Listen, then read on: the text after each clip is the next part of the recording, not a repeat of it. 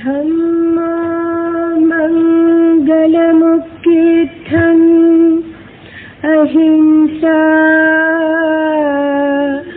संयमो तवो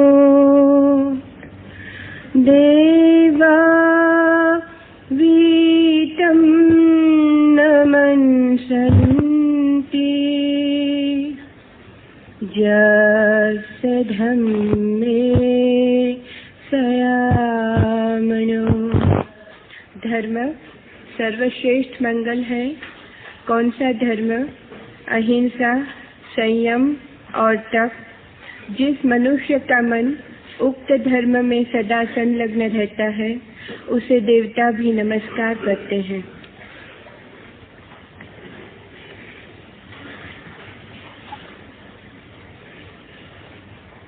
तप के 6 बाह्य अंगों की हमने चर्चा की है। आज से अंतर तपों के संबंध में बात करेंगे। महावीर ने पहला अंतर तप कहा है प्रायश्चित।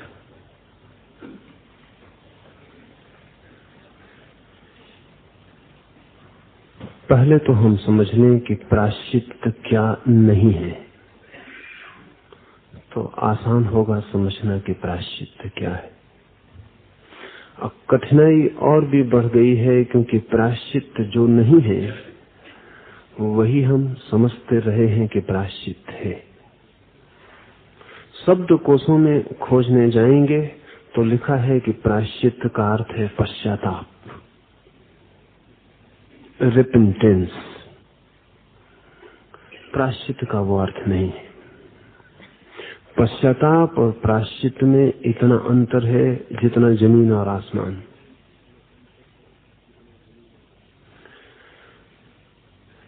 पश्चाताप का अर्थ है जो आपने किया है उसके लिए पछतावा, लेकिन जो आप हैं उसके लिए पछतावा नहीं।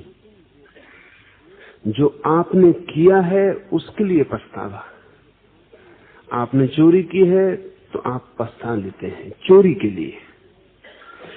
आपने हिंसा की है तो आप पछता लेते हैं हिंसा के लिए। आपने बेईमानी की है तो पछता लेते हैं बेईमानी के लिए।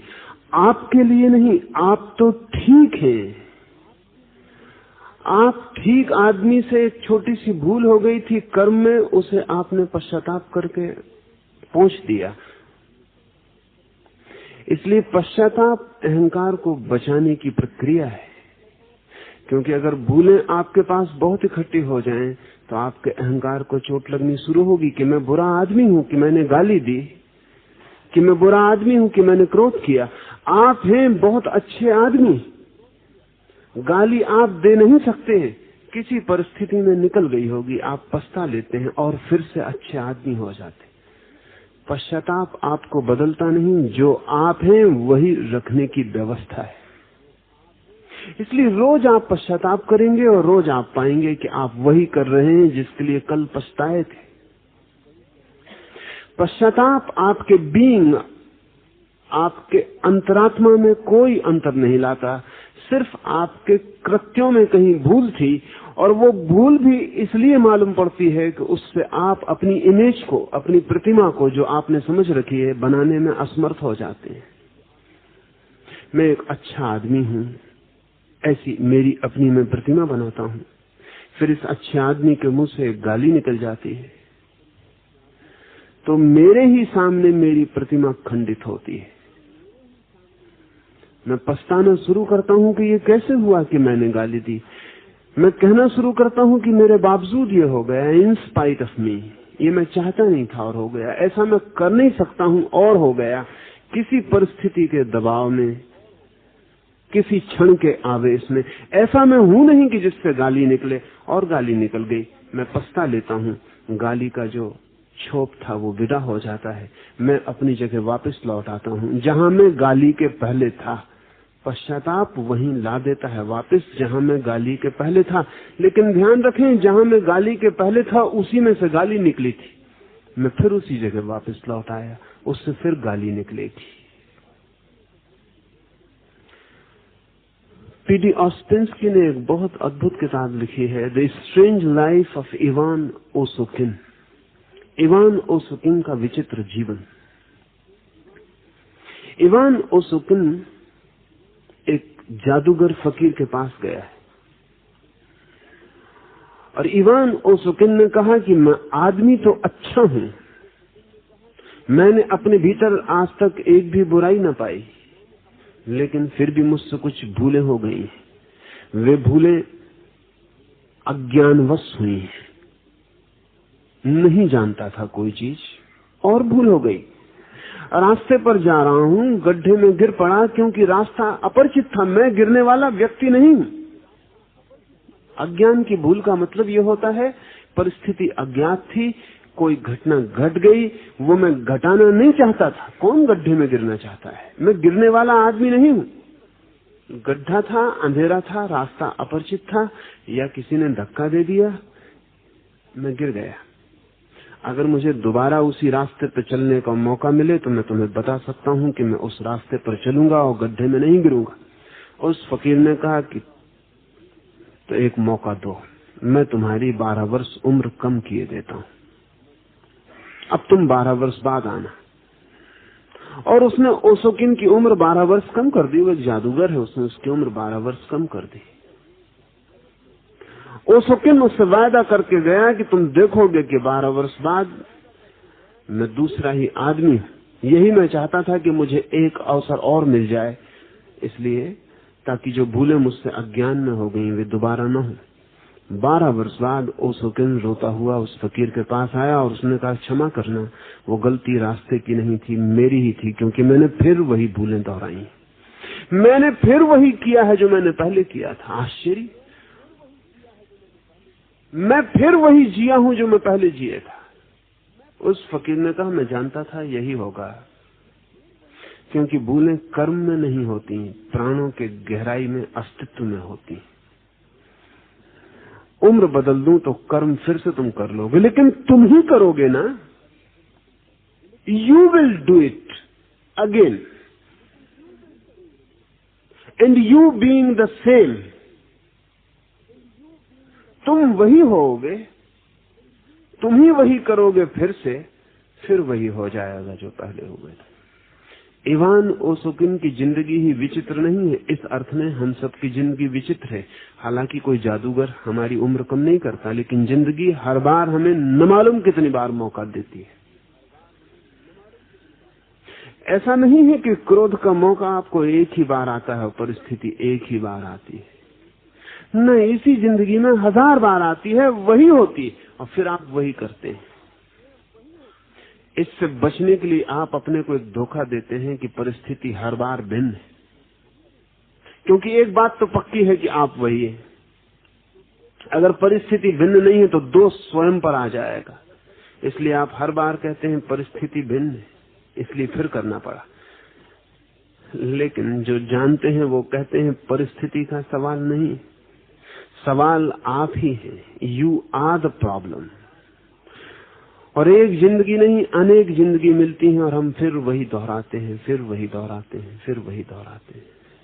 महावीर के पास कोई साधक आता था तो वो उसे पिछले जन्म के स्मरण में ले जाते थे, सिर्फ इसीलिए ताकि वो देख ले कि कितनी बार यही सब दोहरा चुका है, और ये कहना बंद कर दे कि मेरे कर्म की भूल है, और ये जान ले कि भूल मेरी है। पश्चाताप, कर्म गलत हुआ, इससे संबंधित है। प्रायश्चित, मैं गलत हूं, इस बोध से संबंधित। और ये दोनों बातें बहुत भिन्न है, इसमें जमीन आसमान का फर्क है। पश्चाताप करने वाला वही का वही बना रहता है, प्रायश्चित करने वाले को अपने जीवन चेतना रूपांतरित कर देनी होती है। सवाल ये नहीं है कि मैंने क्रोध किया तो मैं पछता लूं, सवाल यह है कि मुझसे क्रोध हो सका तो मैं दूसरा आदमी हो जाऊं, ऐसा आदमी जिससे क्रोध न हो सके।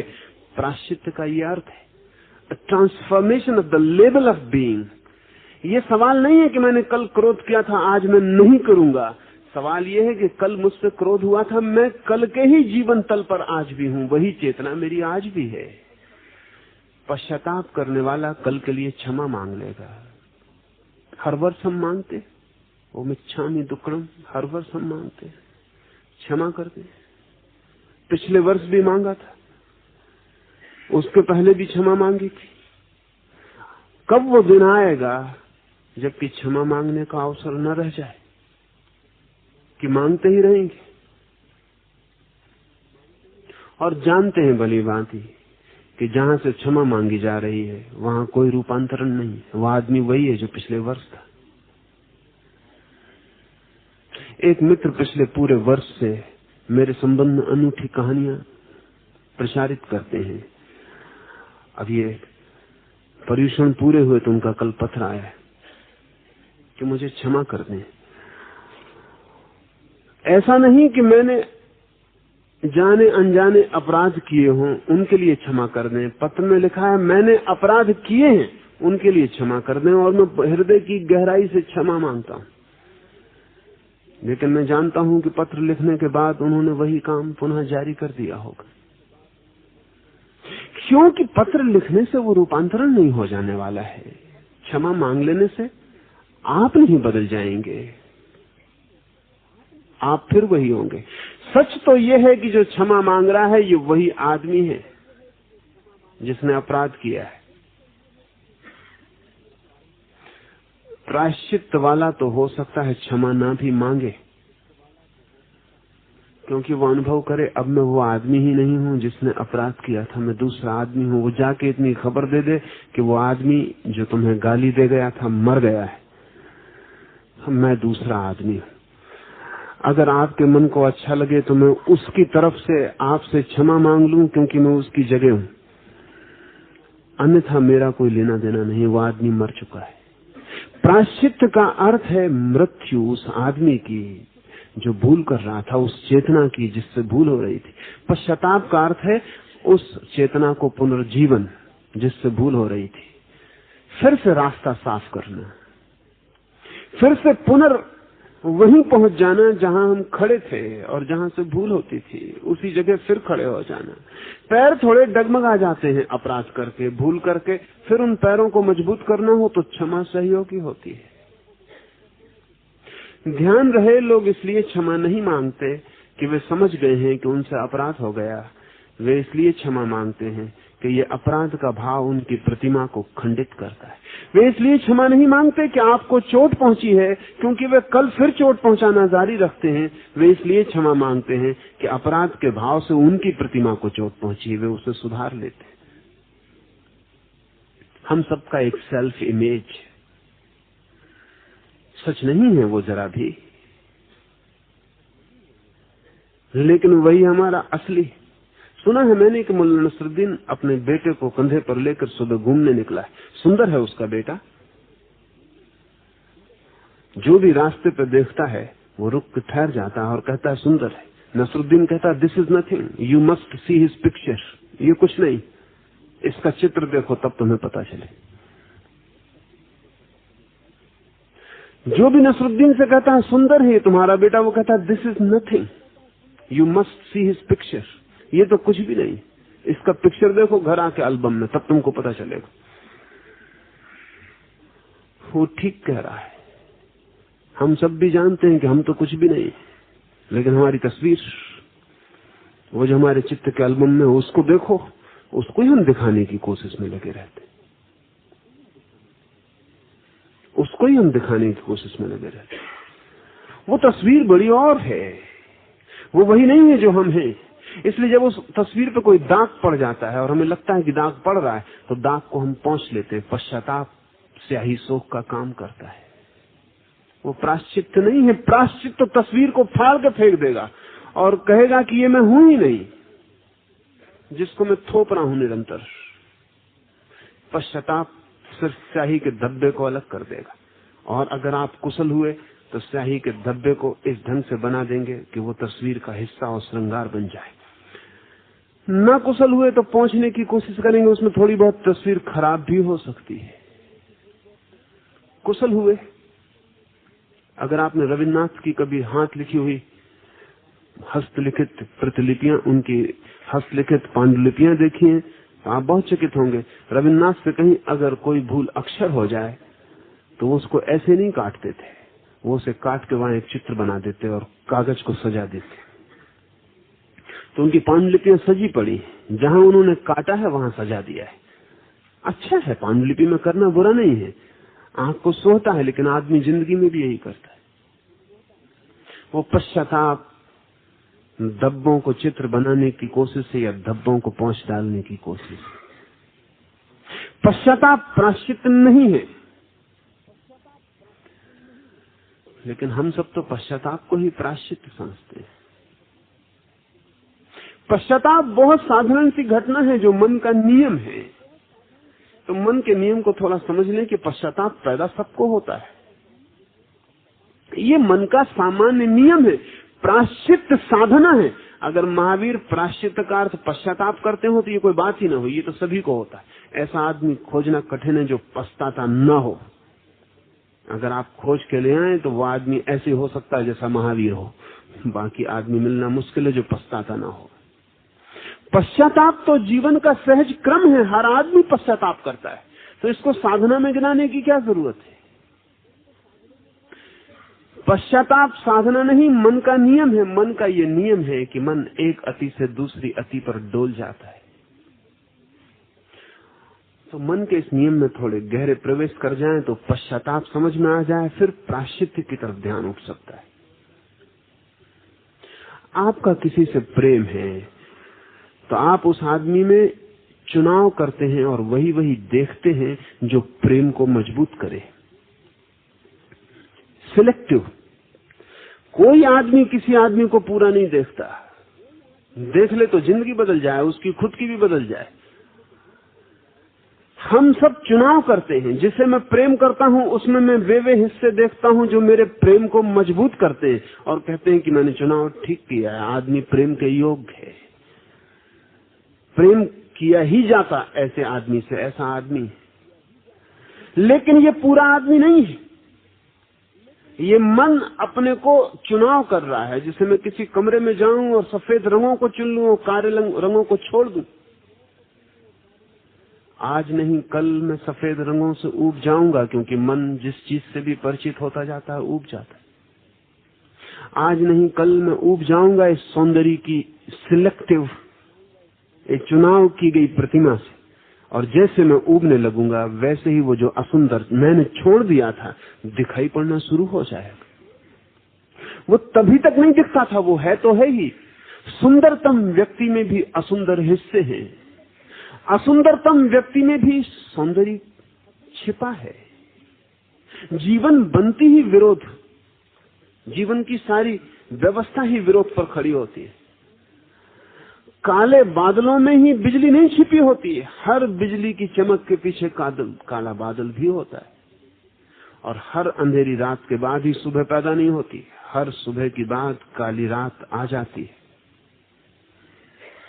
हर दुख में खुशी ही नहीं छिपी है, हर खुशी के भीतर से दुख का अंकुर भी निकलेगा। जीवन ऐसे ही बहता है जैसे नदी दो किनारों के बीच बहती है और एक किनारे के साथ नहीं बह सकती। भला दूसरा किनारा आपको न दिखाई पड़ता हो या आप न देखना चाहते हो, लेकिन जब इस किनारे से ऊब जाएंगे तो दूसरा किनारा ही आपका डेरा बनेगा। तो जब आप एक व्यक्ति में सौंदर्य देखना शुरू करते हैं तो आप चुनाव कर लेते हैं एक किनारे का, भूल जाते हैं नदी दो किनारों में बहती है, तो दूसरा किनारा भी है। उस दूसरे के किनारे के बिना ना तो नदी हो सकती है ना ये किनारा हो सकता है। अकेला किनारा कहीं होता है? किनारे का मतलब ये होता है कि वो दूसरे का जोड़ है। पर आप चुनाव कर लेते हैं, फिर आज नहीं कल सौंदर्य से थक जाएंगे। सब चीजें थका देती हैं, सब चीजें उबा देती हैं। मन चाहता है रोज नया, फिर पुराना उबाने लगता है। फिर जब पुराना उबा देता है तो जो हिस्से आपने छोड़ दिए थे पहले चुनाव में वो प्रकट होने लगते हैं, दूसरा किनारा दिखाई पड़ता है।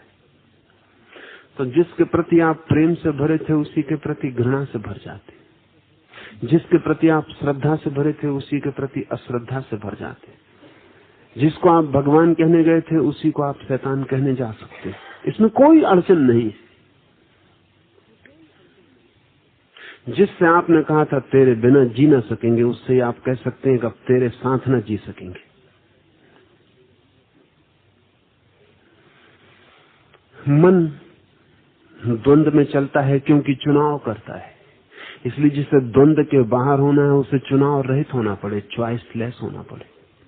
चुनता ही नहीं, काला है तो उसे भी देखता है, सफेद है तो उसे भी देखता है, और मान लेता है कि काला हो नहीं सकता सफेद के बिना, सफेद हो नहीं सकता काले के बिना। फिर उस आदमी की दृष्टि में कभी परिवर्तन नहीं होता। अब मैं चकित होता हूं, सब संबंध परिवर्तित होते हैं। एक आदमी मेरे पास आता है, इतनी श्रद्धा और इतनी भक्ति से भर के आता है कि कभी सोचा भी नहीं जा सकता कि ये आदमी कभी विपरीत चला जाएगा। लेकिन मैं जानता हूं कि इसकी श्रद्धा और भक्ति चुनाव है, ये विपरीत जा सकता है। जब वो विपरीत जाने लगता है तो दूसरे लोग मेरे पास आके कहते हैं कि कैसे संभव है, आपके जो इतना निकट है, आपको जो इतनी भक्ति देता है, वो आपके विपरीत जा रहा है। उनको पता नहीं कि बिल्कुल नियमानुसार हो रहा है, ये बिल्कुल नियमानुसार हो रहा है।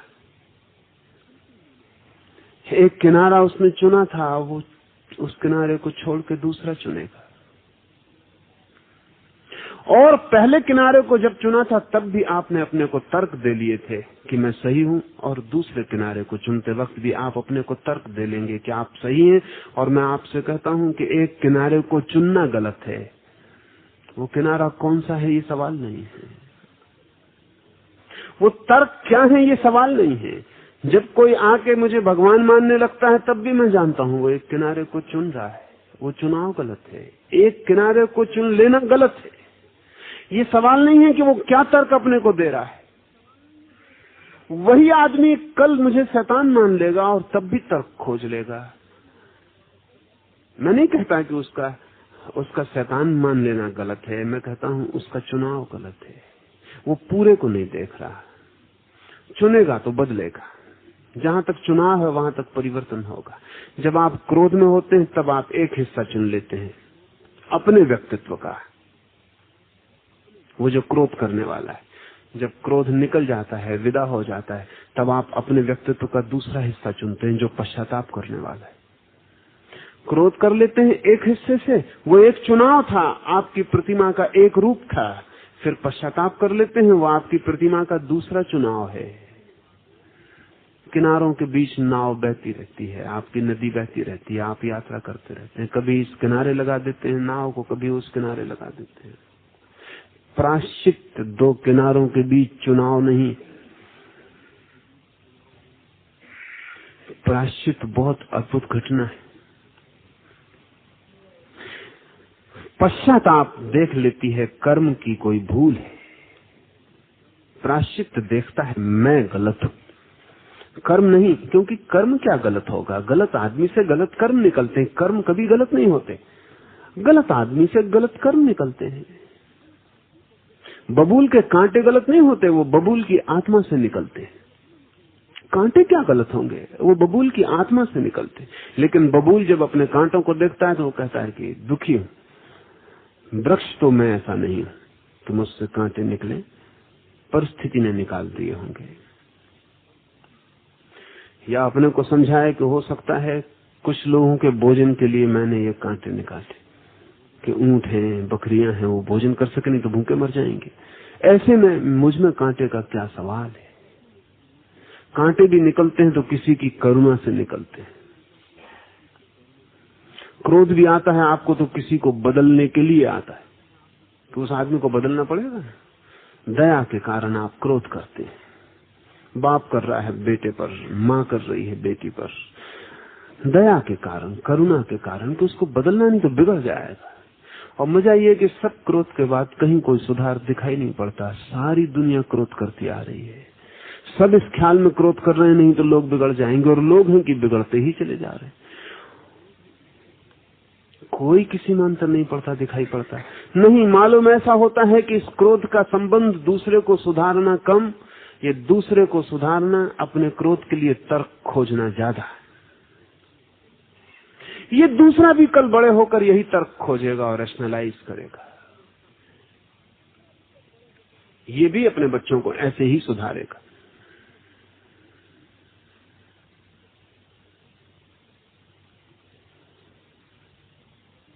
ये जो कर्म है, इन पर जिनका ध्यान है वो पश्चाताप से आगे नहीं बढ़ेंगे। और पश्चाताप आगे बढ़ना ही नहीं है, पीछे लौटना है। एक कदम, फिर एक कदम वापस, फिर एक कदम आगे, फिर एक कदम पीछे। क्रोध किया, फिर पैर उठा के पीछे रख लिया, फिर क्रोध किया, फिर पैर उठा के पीछे रख लिया। ये एक ही जगह पर दौड़ने जैसी क्रिया है, कहीं जाती नहीं। पश्चाताप से सजग हो। पश्चाताप आपको बदलेगा नहीं, बदलने का धोखा देता है। क्योंकि जब पश्चाताप के क्षण में आप होते हैं तो आप अपने सारे अच्छे गुण चुन लेते हैं। जब आप कहते हैं मिच्छामि दुक्कडम, तब आप एक प्रतिमा होते हैं साक्षात क्षमा की।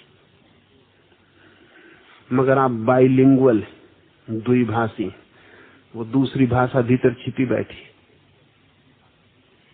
वो अगर दूसरा आदमी कह देगा अच्छा आप तो मांगते हो लेकिन मैं नहीं मांगता क्योंकि मैंने कोई अपराध कभी आपकी तरफ किया नहीं, तो उसी वक्त दूसरी भाषा आपके भीतर सक्रिय हो जाए कि यह आदमी दुष्ट है, कि मैंने क्षमा मांगी और उसने क्षमा भी नहीं मांगी।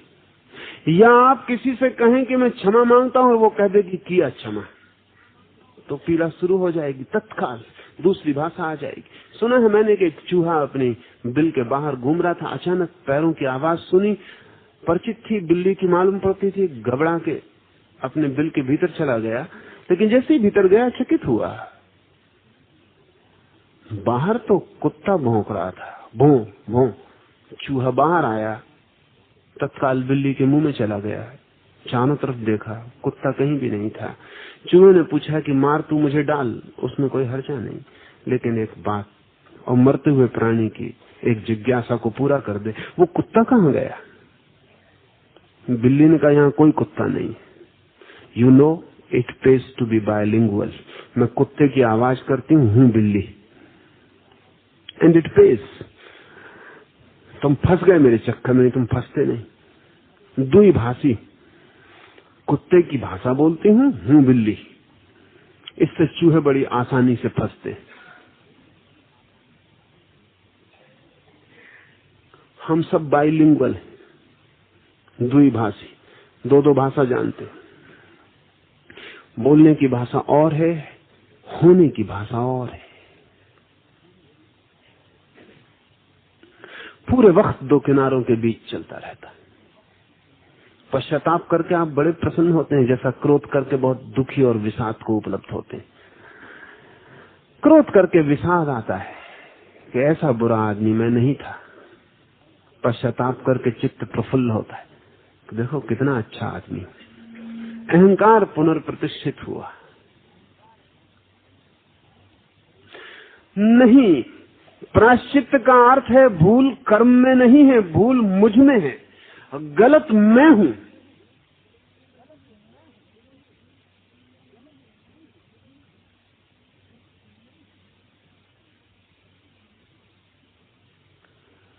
मुल्ला नसरुद्दीन अपने क्लब के बाहर निकल रहा है। एक आदमी एक कोट को पहनने की कोशिश कर रहा है क्लब रूम से।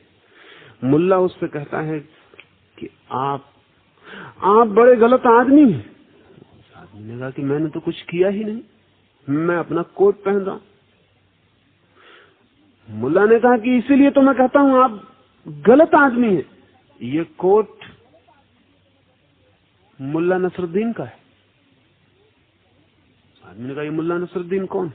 मुल्ला नसरुद्दीन का, मुल्ला नसरुद्दीन मैं हूं और आप मेरा कोट पहन रहे। तो उस आदमी ने कहा कि ना समझ, ऐसा क्यों नहीं कहता कि मैं गलत कोट पहन रहा हूं, तू ऐसा क्यों कहता है कि मैं गलत आदमी हूं? मुल्ला ने कहा गलत आदमी ही गलत कोट पहनते। जब आप कोई गलत काम करते हैं तो आप चाहते हैं कोई ज्यादा से ज्यादा इतना कहे कि आपसे गलत काम हो गया, वो ये ना कहे कि आप गलत आदमी हैं। क्योंकि काम की तो बड़ी छोटी सीमा है, एक क्षण में निपट जाएगा। आप तो पूरे जीवन पर आरोपित है। अगर कोई कहे आप गलत हैं तो ये जीवन भर के लिए निंदा हो गई। अगर कर्म गलत है तो एक क्षण की बात है, इससे विपरीत कर्म किया जा सकता है, किए को अनकिया किया जा सकता है, अनडन किया जा सकता है, किए के लिए माफी मांगी जा सकती है, किए के विपरीत किया जा सकता है। कर्म के ऊपर दोष कोई कठिनाई नहीं। लेकिन वही आदमी प्रायश्चित को उपलब्ध होता है जो कहता है गलत कोट में नहीं पहन रहा, मैं गलत आदमी। लेकिन तब प्राणों में बड़ा मंथन होता है तब सवाल ये नहीं है कि मैंने कौन कौन से काम गलत किए, तब सवाल ये है कि चूंकि मैं गलत हूं इसलिए मैंने जो भी किया होगा वो गलत है। तब चुनाव भी नहीं है ये कि मैंने कौन सा गलत किया और मैंने कौन सा ठीक किया। जब मैं गलत हूं तो मैंने जो भी किया होगा वो गलत किया होगा। एक बेहोश आदमी शराब पिए हुए रास्ते पे लड़खड़ाता है तो वो ये नहीं कहता कि मेरे कौन कौन से पैर लड़खड़ाए, या कहेगा और कौन से पैर मेरे ठीक पड़े और कौन से पैर मेरे लड़खड़ाए।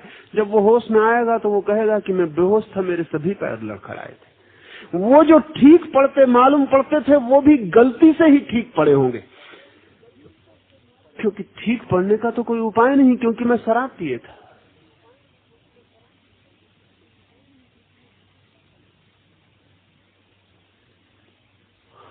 हम भीतर एक गहरे नशे में, और वो गहरा नशा ये है कि हम एक अर्थ में हम है ही नहीं, बिल्कुल सोए हुए। प्रायश्चित्त को महावीर ने क्यों अंतर तप का पहला हिस्सा बनाया? क्योंकि वही व्यक्ति अंतर यात्रा पर निकल सकेगा जो कर्म की गलती को छोड़कर स्वयं की गलती देखना शुरू करेगा। देखिए, 3 तरह के लोग हैं। एक वे लोग हैं जो दूसरे की गलती देखते, एक वे लोग हैं जो कर्म की गलती देखते हैं, एक वे लोग हैं जो स्वयं की गलती देखते हैं। जो दूसरे की गलती देखते हैं वो तो पश्चाताप भी नहीं करते,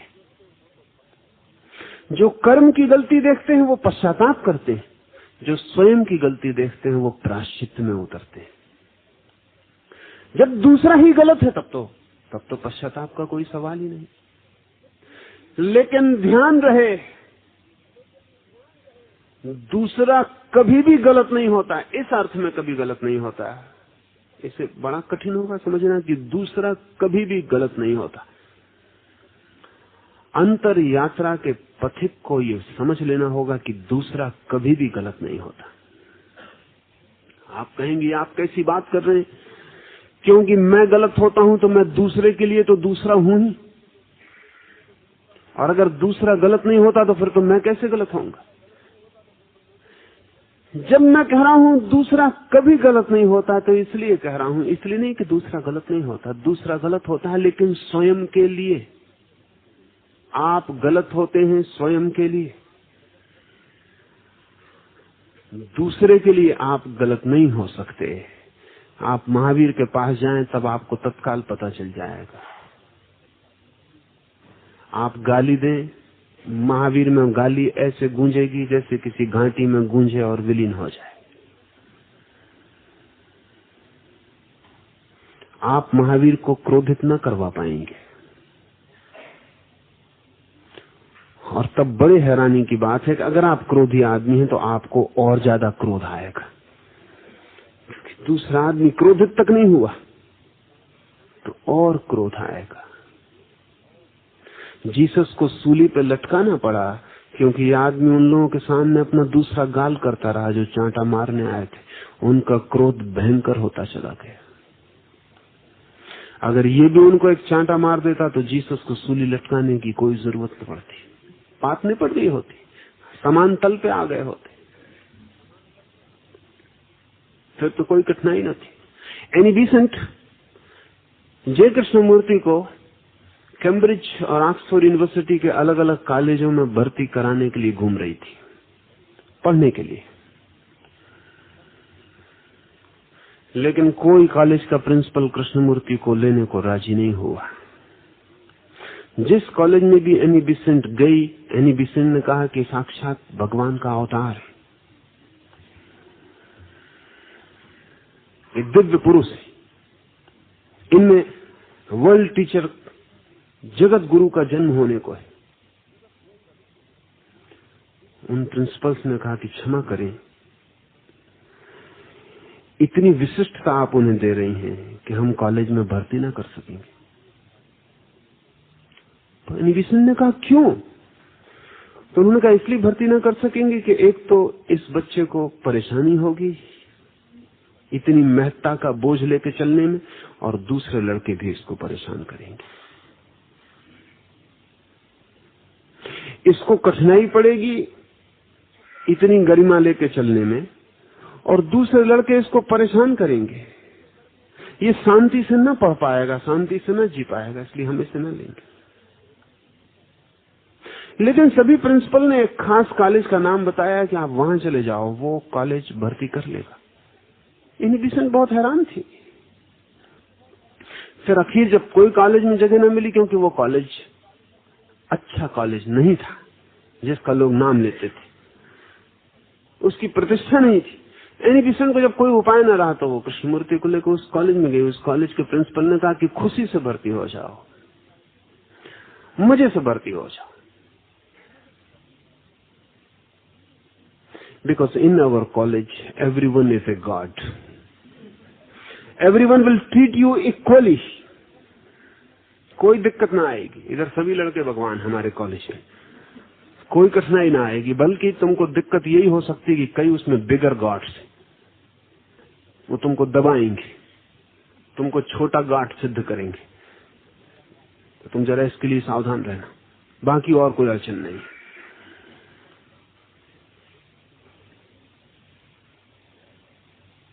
They will treat you equally, समान व्यवहार करेंगे।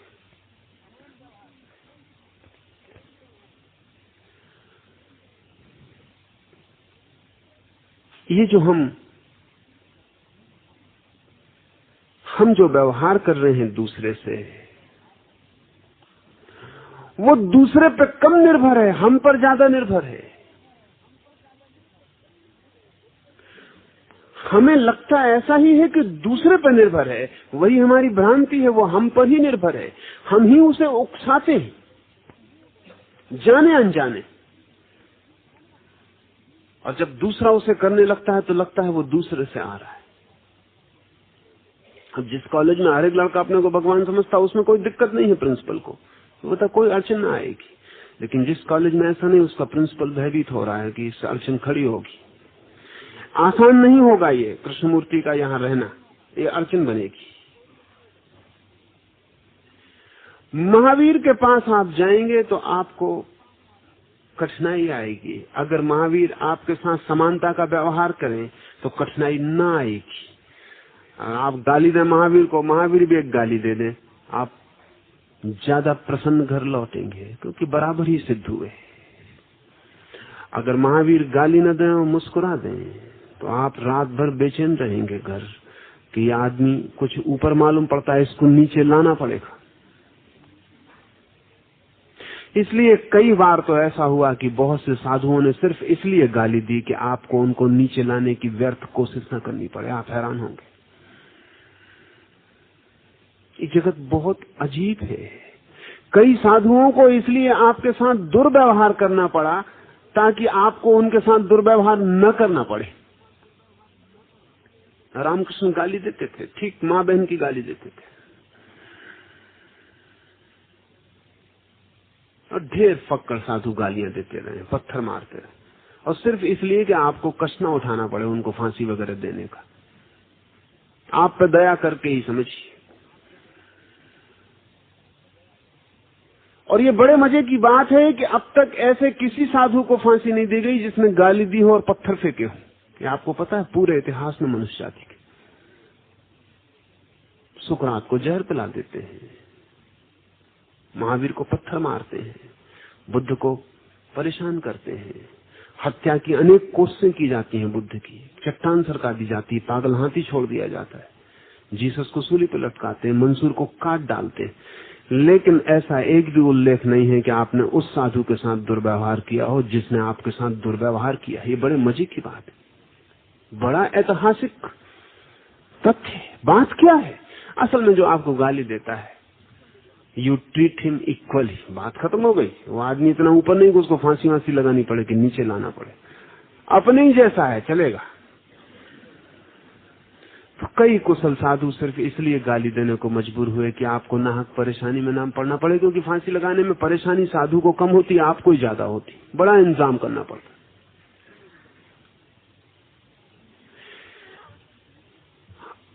दूसरा गलत नहीं है, इस स्मरण से ही अंतर यात्रा शुरू होती है। अगर दूसरा गलत है तब तो अंतर्यात्रा शुरू ही नहीं होती। दूसरा है या नहीं गलत, ये सवाल नहीं है। दूसरा गलत है, ये दृष्टि गलत है। दूसरा गलत है या नहीं, इस तर्क में आप पढ़ेंगे तो कभी दूसरा सही मालूम पड़ेगा, कभी गलत मालूम पड़ेगा, चुनाव शुरू हो जाएगा। दूसरा सही है या गलत है, ये साधक की दृष्टि नहीं है। दूसरे को गलत ठहराना गलत है, ये साधक की दृष्टि है।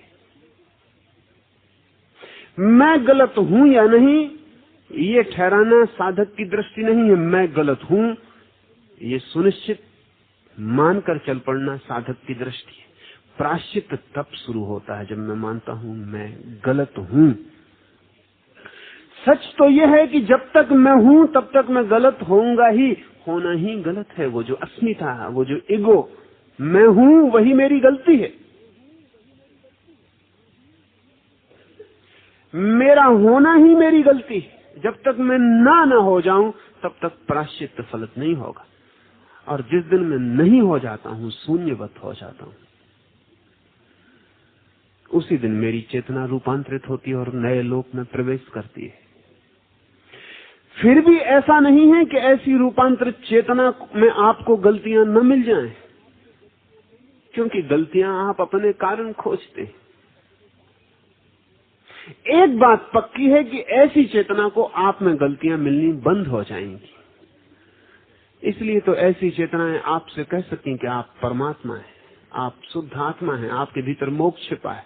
The kingdom of God is with in you. इसलिए जीसस जुदास के पैर पड़ सके। इससे कोई फर्क नहीं पड़ता है कि जुदास ने 30 रुपए में जीसस को बेच दिया है सूली पे लटकाने के लिए। इससे कोई फर्क नहीं पड़ता। इससे कोई अंतर ही नहीं पड़ता, क्योंकि जिस आदमी ने अपने को बदला हुआ पाया, उसको फिर किसी में कहीं कोई गलती नहीं दिखाई पड़ती। और ज्यादा से ज्यादा अगर उसे कुछ दिखाई पड़ता है तो इतना ही दिखाई पड़ता है कि आप बेहोश हो। और बेहोश आदमी को क्या गलत ठहराना। बेहोश आदमी जो भी करता है गलत होता है, लेकिन होश वाला आदमी बेहोश आदमी को क्या गलत ठहराए। बहुत मजेदार घटनाएं घटती हैं। और होश वाले आदमियों ने अपने संस्मरण नहीं लिखे, वो लिखे तो बड़े अद्भुत हों। बेहोश आदमियों के बीच जीना होश वाले आदमी को इतना स्ट्रेंज मामला है, इतना विचित्र। लेकिन किसी ने अपना संस्मरण लिखाया नहीं, क्योंकि आप उस पर भरोसा न कर सकेंगे कि ऐसा हो सकता है। ऐसे ही जैसे आपको एक पागलखाने में बंद कर दिया जाए और आप पागल ना हो, तब जो जो घटनाएं आपके जीवन में घटेंगी, उनसे विचित्र घटनाएं कहीं भी नहीं घट सकती। और अगर आप बाहर आकर कहेंगे तो कोई भरोसा नहीं कर सकेगा कैसा हो सकता है। पागल भरोसा नहीं करेंगे क्योंकि वो पागल हैं, गैर पागल भरोसा नहीं करेंगे क्योंकि उन्हें पागलों का कोई पता नहीं। और आप दोनों हालत में रह लिए, आप पागल नहीं थे और पागलों के बीच में रहे। एक वृद्ध साधक सरल सीधे आदमी है, कोई सोच भी नहीं सकता कि उनमें कहीं कोई परतें दबी होंगी। सबके भीतर परतें दबी हैं। वो गहरे ध्यान में अभी आश्रम आजोल थे। एक दिन ध्यान पूरा अच्छी गहराई में गए, और गहराई में गए इसलिए ये घटना घटी, नहीं तो घटती नहीं, अन्यथा सीधापन सादापन था। उन्होंने आनंद मधु को बाहर निकलकर सुबह कहा कि मैं इसी वक्त बंबई जा रहा हूं, मुझे रजनीश की आज ही हत्या कर देनी। मेरा उनसे इस जन्म में कोई संबंध नहीं, सिवाय इसके कि उन्होंने मुझसे संन्यास लिया है, वो भी एक क्षण भर का मिलना हुआ, इससे ज्यादा कोई संबंध नहीं। पिछले जन्मों में मुझे याद करने की मैंने बहुत कोशिश की, कोई याद नहीं पड़ता कि उनसे मेरा कोई संबंध रहा हो। शांत सीधे आदमी है, समस्त जीवन को छोड़कर साधना की दिशा में गए, और गहरे गए इसलिए ये घटना घटी, नहीं तो ऊपर तो शांत सी थे। पर क्या हुआ? मधु परेशान हुई, वो एकदम तैयार है, हत्या करने जाना है, इससे कम कोई बात। सामने ही मेरा चित्र रखा था, उसने वो चित्र सामने रख दिया और कहा कि पहले इसे फाड़ डालें, पहले इस चित्र की हत्या कर दें, फिर आप जाएं।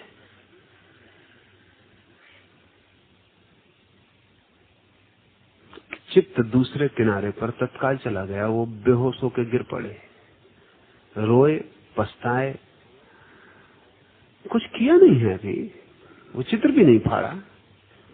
गहरे तल पर कहीं हिंसा का कोई आवरण सबके भीतर है, और जितने गहरे जाएंगे उतने हिंसा का आवरण मिलेगा। और हिंसा जब शुद्ध प्रकट होती है तो अकारण प्रकट होती है। अशुद्ध हिंसा है जो कारण खोज के प्रकट होती है। अकारण मैं कहता हूं, जब आप कारण खोज के क्रोधित होते हैं तो उसका मतलब है कि क्रोध अभी बहुत गहरे तल पर नहीं है आपके। जब गहरे तल पर क्रोध होता है तो आप अकारण क्रोधित होते हैं। अभी तो कारण मिलता है तब क्रोधित होते हैं, तब आप क्रोधित होते हैं, इसलिए फौरन कारण खोजते हैं, गहरी परतें। अभी एक युवक मेरे पास अपनी हिंसा पर प्रयोग कर रहा था। अब हर भाव की 7 परतें होती हैं मनुष्य के भीतर, जैसे हर मनुष्य के भीतर 7 शरीरों की परतें होती हैं, 7 बॉडीज की, ऐसे हर भाव की 7 परत होती। ऊपर से गाली दे लेते हैं, ऊपर से पश्चाताप कर लेते हैं, इससे कुछ नहीं होता जाता। भीतर की परतें वैसी की वैसी बनी रहती हैं, सुरक्षित। और जितने गहरे उतरते हैं उतने अकारण भाव प्रकट होने शुरू होते हैं। जब गहरी 7वीं परत पर पहुंचते हैं तो कोई कारण नहीं रह जाते। उस युवक को हिंसा ही तकलीफ थी। अपने पिता की हत्या करने का ख्याल है, अपनी माँ का हत्या करने का ख्याल है। अब मैं जानता था कि जो अपनी माँ और पिता की हत्या करने के ख्याल से भरा है, अगर वो मेरा शिष्य बना तो मैं फादर इमेज हो जाऊंगा। आज नहीं कल वो मेरी हत्या करने के ख्याल से भरेगा। क्योंकि गुरु को भक्तों ने जब कहा है कि गुरु पिता है और गुरु माता है और गुरु ब्रह्म है, अकारण नहीं कहा है। फादर इमेज, गुरु जो है, जब एक व्यक्ति किसी के चरणों में सिर रखता है, उसे गुरु मान लेता है, तो वही पिता हो गया, वही माँ हो गया। लेकिन ध्यान रहे, पिता के प्रति उसके जो ख्याल थे वही अब इस पर आरोपित होंगे। उसका जिन्होंने कहा है तुम पिता हो, तुम माता हो, उन्हें कुछ पता नहीं।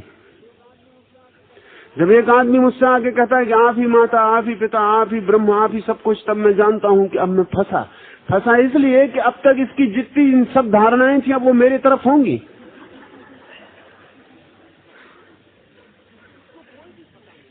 इसको कोई भी पता नहीं है। इसलिए मैं कहता हूं कि पागल खाने में होने का अनुभव कैसा होता है, इसको कुछ भी पता नहीं। ये तो बहुत सद्भाव से कह रहा है, बहुत आनंद भाव से, अहोभाव से। इसमें क्या बुराई हो सकती? कितनी श्रद्धा से साष्टांग वो युवक मेरे चरणों में पड़ा है और कहता है कि आप ही सब कुछ। लेकिन कल ही वो मुझे सब बता के गया है कि वो पिता की हत्या करना चाहता। मैं जानता हूं आज नहीं कल। अब जिसने उसे मेरे चरणों में पड़े देखा है, अभी कल मुझे एक मित्र ने आके खबर दी कि वो कहता है मेरी हत्या कर देगा। तो वो घबरा गए, जिनको खबर मिली उन्होंने कहा कि क्या मामला है। पागलों के बीच रहने का एक और मजेदार घटना अभी घट रही है, तो आपको कहूं।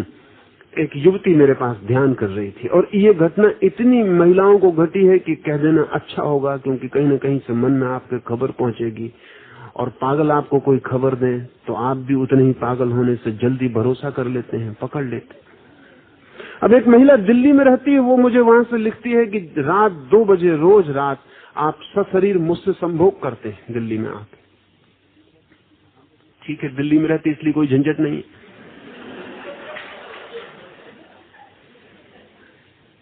इसलिए कोई अड़चन नहीं। एक महिला ने मुझे आके कहा कि मुझे पक्का स्मरण आने लगा कि मैं पिछले जन्म की आपकी पत्नी हूं। मैंने कहा होगा। उसने दूसरी, अभी इसको छिपाने जैसी बात नहीं है, तो बड़े गौरव की बात है, तो जाके उसने और को बताया, उसने दूसरी महिला को बताया। ये महिला तो ग्रामीण है, ज्यादा समझदार नहीं है, भोली भाली है। जिसको बताया वो तो यूनिवर्सिटी की ग्रेजुएट है, पढ़ी लिखी महिला है, बड़े परिवार की है।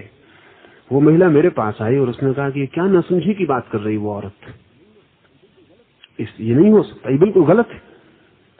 तो मैंने कहा कि तुमने ठीक सोचा, उसे समझा देना। उसने कहा मैंने उसे समझाया, लेकिन वो मानने को राजी नहीं। वो कहती मुझे पक्का भरोसा है, मुझे स्मरण है, मैंने उसे बहुत समझाया। उस दूसरी स्त्री ने मुझे कहा, लेकिन वो मानने को राजी नहीं। लेकिन ये बात गलत है, ये प्रचलित नहीं होनी चाहिए। भूल से मैंने एक बात पूछ ली, उससे तो बड़ी मुश्किल हो गई। भूल से मैंने उस चीज से पूछा कि मान लो वो मानने को राजी नहीं होती, तो तेरा क्या पक्का प्रमाण है कि वो गलत कहती है? वो बोली कि इसलिए कि पिछले जन्म में तो मैं आपकी औरत थी। इसलिए दो कैसे हो? अब कुछ कहने का मामला ही नहीं रहा, बात ही खत्म हो गई। अब इससे बड़ा प्रमाण हो भी क्या सकता है? पागलों के बीच बड़ा मुश्किल है जीना, बड़ा मुश्किल है, अत्यंत कठिन है। मैंने कहा कि वो स्थिति तो दिल्ली में इसलिए कोई दिक्कत नहीं है। अभी एक अमेरिकन लड़की मेरे पास ध्यान कर रही थी 2 महीने से।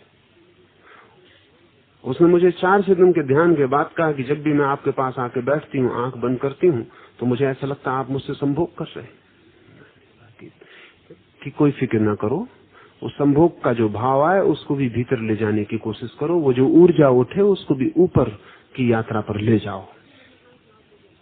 उसने मुझे कहा कि आप मुझे हर 2 दिन में कम से कम 10 मिनट पास बैठने का मौका दे दें, क्योंकि ये इतना रसपूर्ण है कि संभोग में भी मुझे रस चला गया। मेरे सामने 2 ही विकल्प हैं, या तो मैं उसको इनकार कर दूं क्योंकि ये खतरा मोल लेना है, लेकिन ये भी मैं देख रहा हूं कि उसको इनकार करना भी गलत है, क्योंकि उसे सच में ही परिवर्तन हो रहा है। और अगर संभोग अंतर्मुखी हो जाए तो बड़ी क्रांति घटित होती है। वो 2 महीने मेरे पास प्रयोग करती थी, लेकिन मैंने उससे कहा कि ध्यान रखना, इन 2 महीने में भूल के भी शारीरिक संभोग मत करना। वो अपने पति के साथ है। मैंने पूछा कि कितने संभोग करते हैं? सप्ताह में कम से कम 2-3, इससे कम में तो नहीं चल सकता। वो पति तो मानने को राजी नहीं है। तो मैंने कहा कि संभोग चल रहा है वहां तक तो ठीक है, कल तू गर्भवती हो जाए तो मैं जिम्मेवार न हो जाऊं कि ये होने वाला है। उसने कहा कि नहीं, ऐसी कैसी बात। और यही हुआ। अभी कल मुझे किसी ने खबर आके दी कि उसका पति कहता फिर रहा है वो मुझसे गर्भवती हो गई। ये बड़े मजे की बातें हैं, लेकिन पागलों के बीच जीना भी बड़ा कठिन है। उनके बीच जीना अति कठिन है।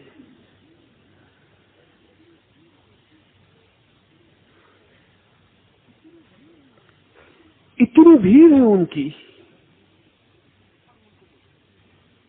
पर उनको मैं गलत नहीं कहता। उनको मैं गलत नहीं कहता। गलत वो नहीं है, सिर्फ बेहोश है। वो क्या कर रहे हैं उन्हें पता नहीं, वो क्या कह रहे हैं उन्हें पता नहीं, क्या हो रहा है वो उन्हें पता नहीं, वो क्या प्रोजेक्ट कर रहे हैं, क्या सोच रहे हैं, क्या मान रहे हैं, इसका उन्हें कोई पता नहीं। वो बिल्कुल बेहोश है। तो युवती एक मेरे मित्र के घर में ठहरी, तो मुझे दूसरे मित्रों ने कहा कि उसको निकलवाओ वहां से। मैंने कहा कि ये तो सवाल ही नहीं, अभी तो वो और मुसीबत में, अभी उसको निकलवाना ठीक नहीं, उसे वहां रहने दो, उसको तकलीफ है। किसी दूसरे ने कहा कि पुलिस को दे देना चाहिए। मैंने कहा ये बिल्कुल पागलपन की बात है, पुलिस क्या करेगी, पुलिस से क्या लेना देना है उस बात का। अब वो जो युवक कहता फिरता है कि मेरी हत्या कर दें, अगर वो कल मेरी हत्या भी कर दे तो भी गलत नहीं है, तो भी गलत नहीं है। सिर्फ बेहोश है, सोया हुआ है, और वो सोने में जो भी कर सकता था वो कर रहा है। ध्यान रहे हमारे चित्त की 2 दशाएं हैं, एक सोई हुई चेतना है हमारी और एक जागृत चेतना है। प्रायश्चित जागृत चेतना का लक्षण है, पश्चाताप सोई हुई चेतना का लक्षण। ये युवक कल आके मुझसे माफी मांग जाएगा, इसका कोई मतलब नहीं है। आज जो कह रहा है उसका भी कोई मतलब नहीं है, कल ये माफी मांग जाएगा उसका भी कोई मतलब नहीं है। इससे कोई संबंध नहीं है। ये माफी मांगना भी उसी नींद से आ रहा है, ये क्रोध भी उसी नींद से आ रहा है। ये स्त्री गर्भवती समझ रही कि मेरे द्वारा हो गई, ये जिस नींद से आ रहा है कल उसी नींद से कुछ और भी आ सकता है, उससे कोई फर्क नहीं पड़ता। गलत सही इसमें चुनाव नहीं है, ये सिर्फ सोए हुए लोग हैं, और सोया हुआ आदमी जो कर सकता है वो कर रहा है। अब इस सोए हुए आदमी के प्रति पश्चाताप की शिक्षा से कुछ भी ना होगा। इसे स्मरण दिलाना जरूरी है कि ये सवाल नहीं है कि तुम क्या कर रहे हो, सवाल ये है कि तुम क्या हो। तुम भीतर क्या हो, तुम उसी को बाहर फैलाए चले जाते हो, और वही तुम देखने लगते हो।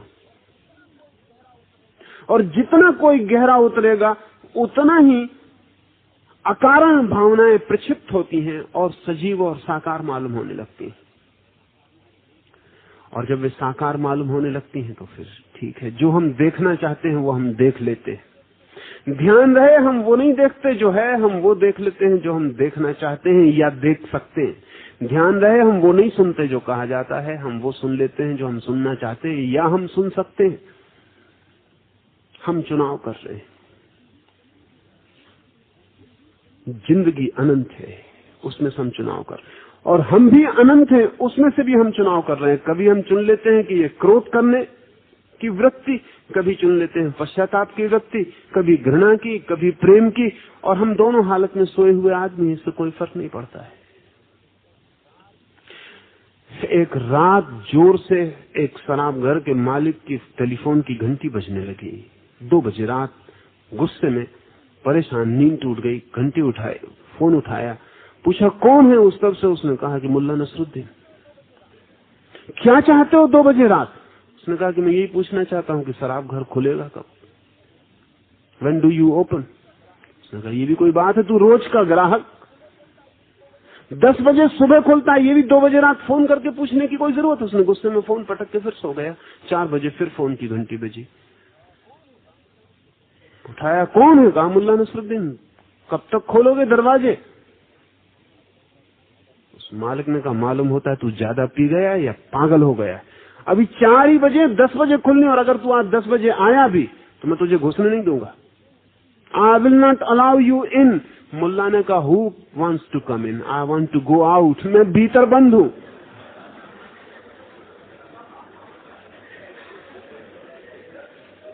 और खोलो जल्दी, नहीं तो मैं पीता चला जा रहा हूं। अभी तो मुझे पता चल रहा है कि बाहर भीतर में फर्क है, थोड़ी देर में वो भी पता नहीं चलेगा।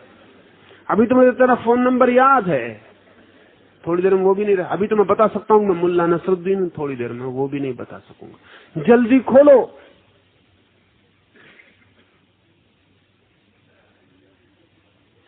हम सब ऐसी तंद्रा में हैं जहां पता भी नहीं चलता कि बाहर क्या है, भीतर क्या है। मैं कौन हूं ये भी पता नहीं चलता, कहां जाना चाह रहे हैं ये भी पता नहीं चलता, कहां से आ रहे हैं ये भी पता नहीं चलता। क्या प्रयोजन है,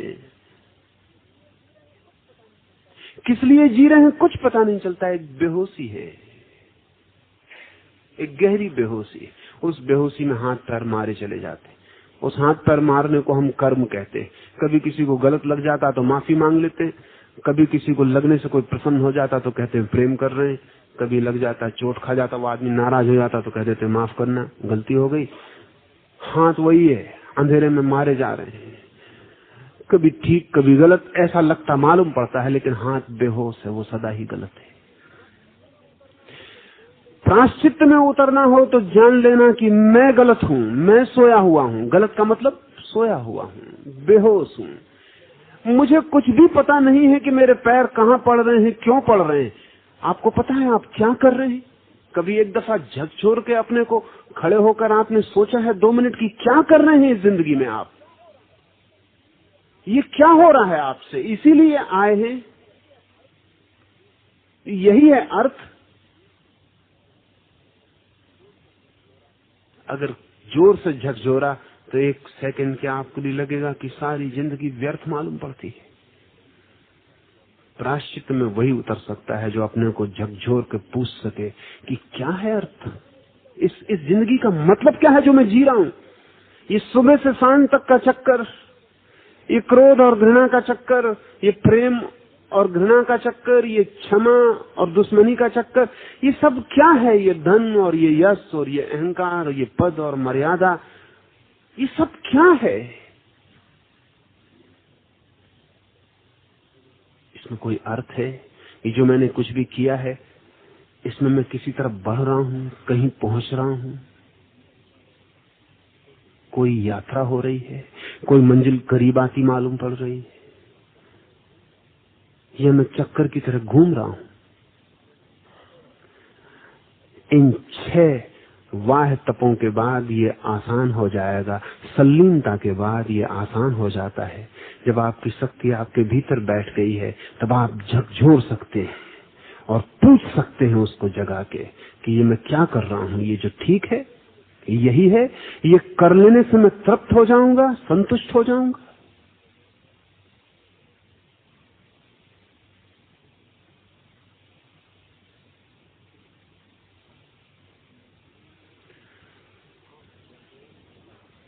आप मर जाएंगे, आपको लगता है जब तक जीते हैं कि बड़ी जगह खाली हो जाएगी, कितने काम बंद हो जाएंगे, कितना विराट चक्कर आप चला रहे थे। लेकिन कब्रिस्तान भरे पड़े हुए हैं ऐसे लोगों से जो सोचते थे उनके बिना दुनिया ही नहीं चलेगी, दुनिया ही नहीं चलेगी, सब चांद सूरज सब रुक जाएंगे। मुल्ला नसरुद्दीन को कोई ने पूछा है कि अगर दुनिया मिट जाए तो तुम्हारा क्या ख्याल है? तो उसने पूछा कि कौन सी दुनिया? 2 तरह से दुनिया मिटती। उस आदमी ने कहा, हद हो गई, ये कोई नया सिद्धांत तुमने निकाला? दुनिया एक ही तरह से मिट सकती है? नसरुद्दीन ने कहा 2 तरह से मिटेगी। एक दिन तो जिस दिन मैं मरूंगा दुनिया मिटेगी, और एक दुनिया मिट जाए वो दूसरा ढंग है। हम सब यही सोच रहे हैं कि जिस दिन मैं मरूंगा दुनिया मिट जाएगी। मुल्ला मर गया, उसे लोग कब्र विदा करके वापस लौट रहे हैं। रास्ते पर एक अजनबी मिला है और उस अजनबी ने पूछा कि व्हाट वाज द कंप्लेंट? मर गया नसरुद्दीन, तकलीफ क्या थी, शिकायत क्या थी? जिस आदमी से पूछा उसने कहा कि there was no complaint, there is no complaint, everyone is completely thoroughly satisfied. कोई शिकायत नहीं, सब संतुष्ट है। मर गया, अच्छा हुआ, एक गांव का उपद्रव छूटा। नसरुद्दीन ऐसा नहीं सोच सकता था कभी। वो तो कह रहा था एक दफे दुनिया तब मरेगी जब मैं मरूंगा। प्रलय तो हो गई असली में जिस दिन मैं मर गया। हम सब जो कर रहे हैं, सोच रहे हैं, उस करने में कोई बड़ा भारी प्राण है, कोई बहुत बड़ा अर्थ है। पानी पे लकीरें खींच रहे हैं और सोच रहे हैं, रेत पे नाम लिख रहे हैं और सोच रहे हैं, कागजों के महल बना रहे हैं और सोच रहे हैं। खो जाते हैं आप, किसी को पता भी नहीं चलता कि कब खो गए। मिट जाते हैं आप, किसी को पता भी नहीं चलता कि कब मिट गए। संलीनता के बाद साधक अपने भीतर रुक के पूछे कि मैं जो कर रहा हूं उसका कोई भी अर्थ है? मैं जो हूं उसका कोई अर्थ है? मैं कल मिट जाऊंगा, everyone will be completely satisfied. सब लोग बिल्कुल संतुष्ट होंगे। एक दफा दिल्ली में एक सर्कस के 2 शेर छूट गए। भागे तो रास्ते पे सांस छूट गया। 7 दिन बाद मिले तो एक तो 7 दिन से भूखा था, बहुत परेशान था, एक पुलिया के नीचे छिपा रहा था। कुछ नहीं मिला उसको, खाने को भी कुछ नहीं मिला, परेशान हो गया और छिपे छिपे जान निकल गई। दूसरा लेकिन तगड़ा स्वस्थ दिखाई पड़ रहा था, मजबूत दिखाई पड़ रहा था। पहले सिंह ने पूछा कि मैं तो बड़ी मुसीबत में दिन गुजार रहा हूं, किसी तरह सर्कस वापस पहुंच जाऊं, इसका ही रास्ता खोज रहा हूं, वो रास्ता भी नहीं मिल रहा। मर गए, 7 दिन भूखे रहे, तुम तो बड़े प्रसन्न और ताजे और स्वस्थ दिखाई पड़ रहे हो, कहां छिपे रहे? उसने कहा कि मैं तो पार्लियामेंट हाउस में छिपा था। खतरनाक जगह तुम गए, वहां इतना पुलिस का पहरा है, वो भोजन कैसा मिला? उसने कहा मैं रोज एक मिनिस्टर को प्राप्त करता रहा। उसने ये तो बहुत डेंजरस काम है, फंस जाओगे। उसने कहा कि नहीं, जैसे मिनिस्टर नजारत होता एवरीवन कंप्लीटली सेटिस्फाइड, कोई झंझट नहीं होती, नो वन मिसेज हिम, कोई कमी भी अनुभव नहीं करता। वो जगह इतनी बढ़िया है कि वहां जितने लोग किसी को भी प्राप्त कर जाओ, बाकी लोग प्रसन्न होते। तुम भी वहीं चले चलो, वहां अपने 2 क्या पूरे सर्कस के सब शेर आ जाएं तो भी भोजन है और काफी दिन तक रहेगा, क्योंकि भोजन खुद पार्लियामेंट हाउस में आने को उत्सुक है। पूरे मुल्क से भोजन आता ही रहेगा। इधर हम कितने ही कम करें, भोजन खुद उत्सुक है, खर्च करके परेशानी उठा के आता रहेगा। भोजन उनके लिए भोजन ही है जिनको आप MP वगैरह कहते हैं, तो भोजन है। पार्लियामेंट हाउस में तस्वीरें लटकी हैं उन सब लोगों की जो सोचते होंगे उनके बिना दुनिया रुक जाएगी, चांद तारे गति बंद कर देंगे।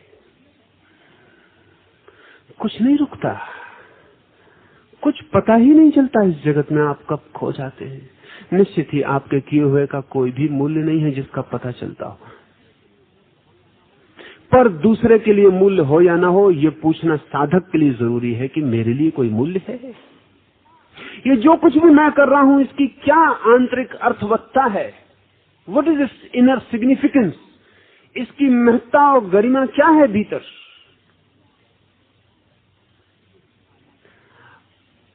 ये ख्याल आ जाए तो आप प्रायश्चित की दुनिया में प्रवेश करेंगे। प्रायश्चित की दुनिया क्या है ये मैं आपसे कहूं। प्रायश्चित की दुनिया ये है कि मैं जैसा भी हूँ सोया हुआ हूँ, मैं अपने को जगाने का निर्णय लेता हूँ। प्रायश्चित जागरण का संकल्प है। पश्चाताप सोए हुए में की गई गलतियों का सोए में ही क्षमा याचना है, क्षमा मात्र है। प्रायश्चित तो सोए हुए व्यक्तित्व को जगाने का निर्णय, संकल्प है। मैंने जो भी किया है आज तक वो गलत था, क्योंकि मैं गलत हूं। अब मैं अपने को बदलता हूं, कर्मों को नहीं, एक्शन को नहीं, बीइंग को। अब मैं अपने को बदलता हूं, अब मैं दूसरा होने की कोशिश करता हूं।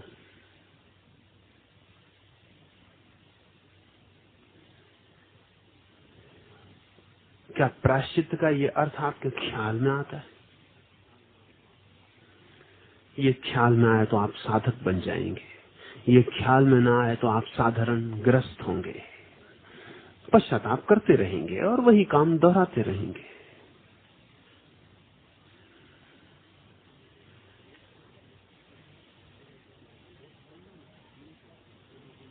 मुल्ला नसरुद्दीन के घर के लोगों ने ये देखकर कि इसके तर्क बड़े पागल होते जा रहे हैं, कुछ अजीब बातें कहता है।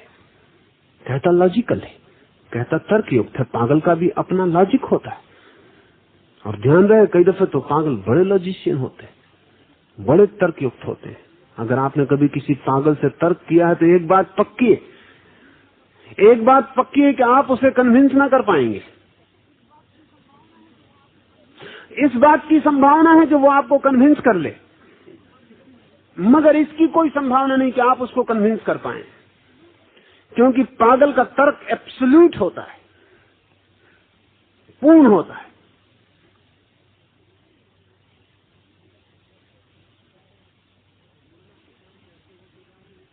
मुल्ला के तर्क ऐसे होते जा रहे हैं कि घर के लोग मित्र परेशान हो गए। एक दिन मुल्ला गांव के धर्मशास्त्री से बात कर रहा है। धर्मशास्त्री ने कहा, कोई सत्य ऐसा नहीं है जिसे हम पूर्णता से घोषणा कर सकें। मुल्ला नसरुद्दीन ने कहा कि जो आप कह रहे हैं क्या ये पूर्ण सत्य है? उसने कहा निश्चित, डेफिनेटली। मुल्ला ने कहा सब गड़बड़ हो गए। आप ही कह रहे हैं कि किसी सत्य को हम पूर्णता से घोषित नहीं कर सकते, और अब आप ही कह रहे हैं कि ये सत्य पूर्ण है।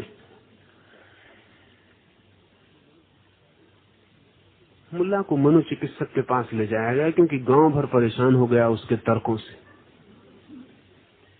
मनोचिकित्सक ने साल भर इलाज किया। कहते हैं कि साल भर में मुल्ला ठीक हो गया।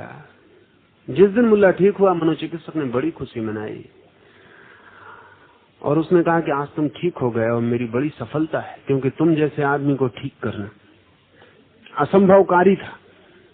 इस जिंदगी में अब किसी को ठीक ना किया तो चलेगा। चलो इस खुशी में हम बाहर चले, फूल खिले हैं, पक्षी गीत गा रहे हैं, सूरज निकला है, सुबह है सुंदर। इस खुशी में हम थोड़ा पहाड़ की तरफ चले। वो दोनों पहाड़ की तरफ गए। मुल्ला हाँफने लगा और चिकित्सक है कि भागा चला जा रहा तेजी से। आखिर मुल्ला ने कहा कि रुको भाई, बहुत हो गया। अगर हमारा दिमाग खराब होता तो हम तुम्हारे साथ दौड़ भी लेते, लेकिन अब ठीक हो गए, तुम ही कहते हो अब इतना ज्यादा नहीं। तो उस चिकित्सक ने कहा कि मील के पत्थर पे देखो कितने दूर आए, भी कोई ज्यादा दूर नहीं आए। मुल्ला ने देखा, उसने कहा कि 10 मील। उस चिकित्सक ने कहा it is not so bad, to each it comes only to 5 miles. 5 मील हमको, 5 मील तुमको, लौटने में ज्यादा दिक्कत नहीं। मतलब ये कि नसरुद्दीन तो ठीक हो गए साल भर में, चिकित्सक पागल हो गए।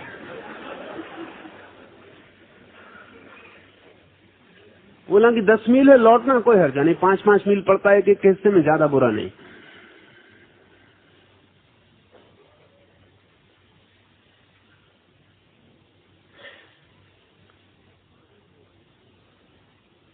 पागल को राजी करना मुश्किल है।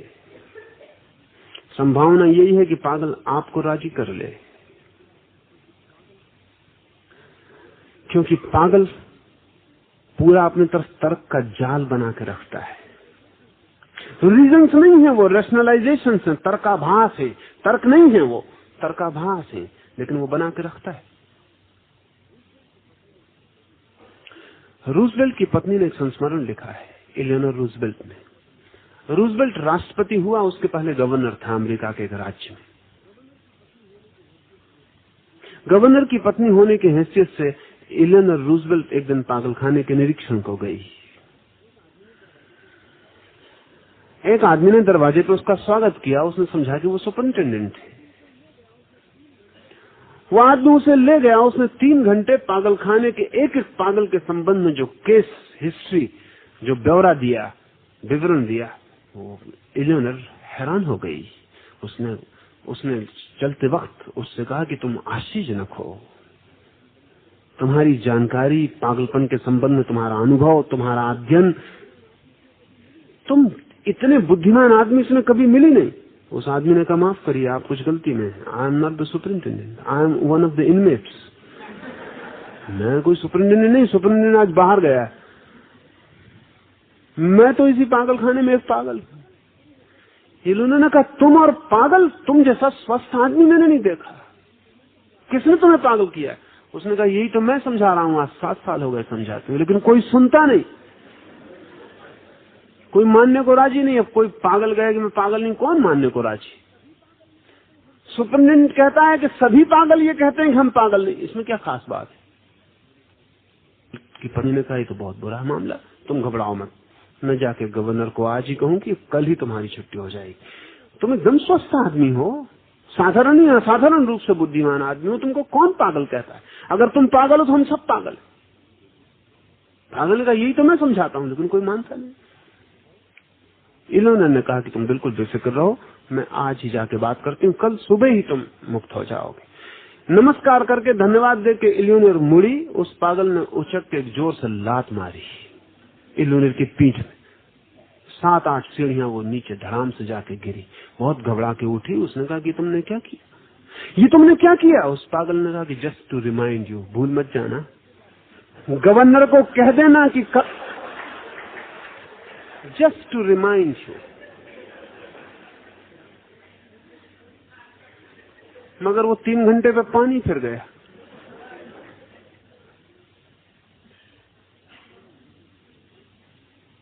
वो 3 घंटे भी जो वो बोल रहा था, उसमें क्या वो ठीक बोल सकता है? सवाल ये है, क्या उस 3 घंटे में वो ठीक बोल सकता है? नहीं, वो ठीक बोलने का सिर्फ आभास पैदा कर सकता है। आभास, फैलेसी, तर्काभास पैदा कर सकता है, लेकिन असलियत नहीं ये हो सकती कि वो जो बोल रहा है वो ठीक हो।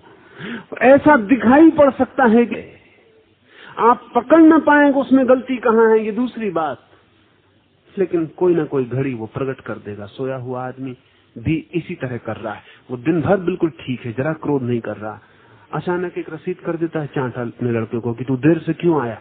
आप नहीं समझते, आप कहते हैं आदमी बिल्कुल ठीक है, बाकी वक्त तो ठीक ही रहता है। नहीं, ये इसका चांटा बताता है कि बाकी वक्त ये सिर्फ तर्काभास पैदा करता है।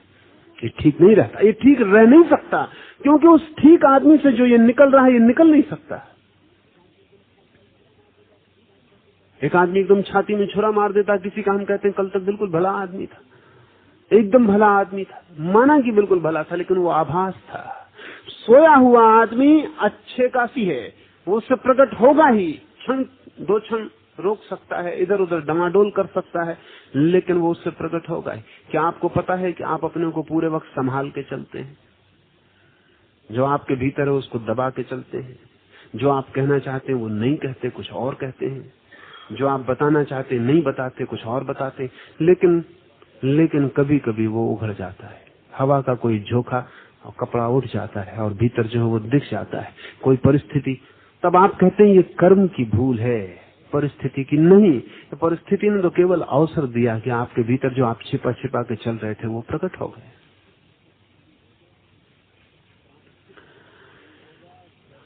प्रायश्चित तब शुरू हो वह जाने, छिपाए मत, ढांके मत, तो आप पाएंगे आप उबलते हुए लावा हैं, ज्वालामुखी है।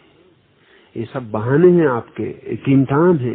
ये ऊपर से चिपकाए हुए पलस्तर हैं, ये बहुत पतले हैं, ये सिर्फ दिखावा है।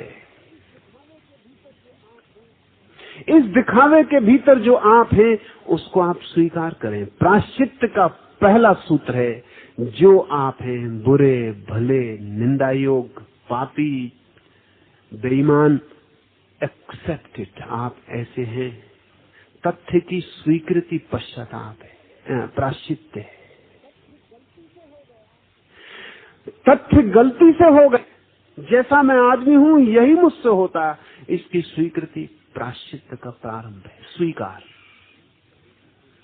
और पूर्ण स्वीकार, कहीं भी कोई चुनाव नहीं, क्योंकि चुनाव आपने किया तो आप बदलते रहेंगे, आज ये कल वो परसों वो, आपकी बदलाहट जारी रहेगी। प्रायश्चित्त पूर्ण स्वीकार है, मैं ऐसा हूं, मैं चोर हूं तो मैं चोर हूं, मैं बेईमान हूं तो मैं बेईमान हूं। नहीं जरूरत है कि आप घोषणा करने जाएं कि मैं बेईमान हूं, क्योंकि अक्सर ऐसा होता है कि अगर आप घोषणा करें कि मैं बेईमान हूं तो लोग समझें कि बड़े ईमानदार हैं। मुझे लोगों ने भगवान कहना शुरू किया नहीं हूं, तो इनका और पक्का भरोसा बैठ जाएगा कि यही तो लक्षण है भगवान का, कि वो इनकार करे कि मैं नहीं हूं। हमारा मन बड़ा अजीब है। अगर आपको किसी को सच में ही बेईमानी करके धोखा देना हो तो आप पहले उसको बता देंगे मैं बहुत बुरा आदमी, मैं बेईमान, वो आप पे ज्यादा भरोसा करेगा, आप बेईमानी ज्यादा आसानी से कर सकेंगे। और जब आप घोषणा करते हैं कि बेईमान हूं, तब देखना कि इसमें कोई रस तो नहीं आ रहा, क्योंकि दूसरे के सामने घोषणा में इसमें भी रस आ सकता है। मनोवैज्ञानिक कहते हैं कि लियो टॉलस्टॉय ने अपनी आत्मकथा में जितने पाप लिखे हैं उतने उसने किए नहीं थे। उसमें बहुत से पाप कल्पित हैं जो उसने घोषणा करने के लिए लिखे, किए नहीं थे। आप सोच सकते हैं पुण्यों की कोई घोषणा करे कि मैंने इतना दान किया, तो आप कहेंगे कि घोषणा हो सकती है। लेकिन कोई कहे कि मैंने इतनी चोरी की, ये भी घोषणा हो सकती है। कोई ऐसा करेगा? आपने कभी सोचा है कि कोई अपने पाप की भी चर्चा करेगा इतने जोर से? नहीं, पापी करते हैं, लेकिन टॉलस्टॉय जैसे लोग नहीं करते। जेल खाने में आप जाइए तो जिसने 10 रुपए की चोरी की है वो कहता 10 लाख का डाका डाला, क्योंकि 10 की भी कोई चोरी करने में मतलब, तो 10 के ही चोर हो, कोई मतलब नहीं। एक कैदी कारागृह में प्रविष्ट हुआ, दूसरे कैदी ने जो वहां सींचों से टिका बैठा था उसने पूछा कितने दिन की सजा? दीवार के पास रहेंगे। उस पहले आदमी ने पूछा क्यों? उसने कहा हमको 75 साल की सजा है। तेरा मौका पहले आएगा निकलने का। सिक्खड़ मालूम पड़ता है, 40 साल की कुल, छोटा मोटा काम किया। हमको 75 साल की सजा है, हम दीवार के पास रहेंगे, तू दरवाजे के पास, तेरा मौका निकलने का पहले आएगा। 40 साल का तो मामला है, हमको और आगे 35 साल रहना है। इन्होंने मतलब कि उन्होंने मास्टरी सिद्ध कर दी कि अब तू इस कमरे में शिष्य बन कर रहे। तो जेल खानों में तो घोषणा चलती है, लेकिन ये कभी इस ख्याल में नहीं आता साधारणता कि साधु संतों ने भी जितने पापों की चर्चा की उतने वस्तुतः किए, या पाप की घोषणा में भी नहीं लगाए गए। कभी गांधी की आत्मकथा का कभी न कभी मनोविश्लेषण होना चाहिए कि उन्होंने जितने पापों की अपने बचपन में बात की उतने किए, या उसमें कुछ कल्पित है। जरूरी नहीं है कि वो झूठ बोल रहे हों। आदमी का मन ऐसा है कि वो मान रहा हो कि जो वो कह रहा है उसने किया। ये जरूरी नहीं है कि वो जान के लिख रहे हो कि ये मैंने किया नहीं और लिख रहा हूं। नहीं, बहुत बार दोहरा के उनको भी रस आ गया हो और लगता हो किया है। आप बहुत सी ऐसी स्मृतियां बनाए हुए हैं जो आपने कभी की नहीं, जो कभी हुआ नहीं, लेकिन आपने भरोसा कर लिया, मान के बैठ गए और धीरे धीरे राजी हो गए। लियो टॉलस्टॉय ने इतने पाप नहीं किए ऐसा मनस्विदों का कहना है। खतरा है। नहीं, प्रायश्चित करने वाला अपने ही समक्ष स्वीकार करे कि मैं ऐसा हूं, किसी के सामने कहने की जरूरत नहीं। इसलिए दूसरा फर्क आपको बताता हूं, पश्चाताप दूसरे के सामने प्रकट करना पड़ता है, प्रायश्चित स्वयं के समक्ष। पश्चाताप स्वयं के समक्ष करने का तो कोई मतलब नहीं कि किसी को गाली तो दी दूसरे के समक्ष और क्षमा मांगी अपने मन में, उसका क्या मतलब है? जब गाली देने दूसरे के पास गए थे तो क्षमा मांगने दूसरे के पास जाना पड़ेगा। कर्म तो दूसरे से संबंधित होता है, इसलिए पश्चाताप दूसरे से संबंधित होगा, लेकिन आपकी सत्ता तो किसी से संबंधित नहीं, आपसे ही संबंधित है। उसकी घोषणा दूसरे के सामने करना अनावश्यक है, और उसमें रस लें तो खतरा है। अपने ही समक्ष प्रायश्चित, अपने समक्ष सदा डर है बदलाहट करने का, कुछ और बता देने का। इसलिए कोई भी आदमी सच्ची डायरी नहीं लिख पाता। भला वो दूसरे के पढ़ने के लिए न लिख रहा हो, लेकिन फिर भी कोई भी आदमी सच्ची डायरी नहीं लिख पाता, क्योंकि दूसरा पढ़ सकता है इसकी संभावना तो सदा ही बनी रहती है। इसलिए सब डायरीज फॉल्स होती हैं, झूठ होती। अगर आपने डायरी लिखी तो आप भली भांति जानते हैं कि उसमें आप कितना छोड़ देते हैं जो लिखा जाना चाहिए था, कितना जोड़ देते हैं जो नहीं था, कितना संभाल देते हैं जैसी की बात नहीं थी। लेकिन ये भी हो सकता है, इससे उल्टा भी हो सकता है कि जो करनी तो वो भी हो सकता है। अगस्तीन की किताब कन्फेशंस संदिग्ध है तो उसमें उसने जो लिखा है वो सब हुआ हो।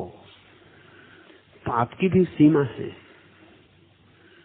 पाप भी आप असीम नहीं कर सकते, पाप की भी सीमा है।